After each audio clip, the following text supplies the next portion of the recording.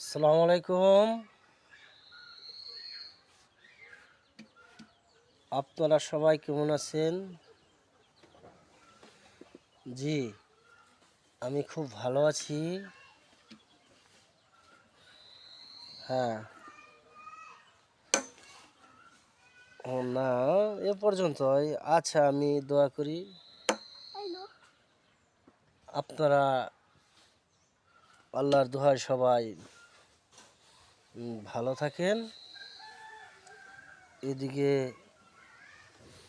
আমি খুব ভালো আছি, কেননা আজকে শীত নেই, রোদ উঠেছে। এর জন্য মনটা ফ্রেশ।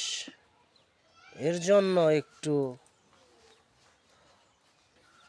আপনাদের সাথে একটু কথা বলতেছি, ভাল লাগতেছি।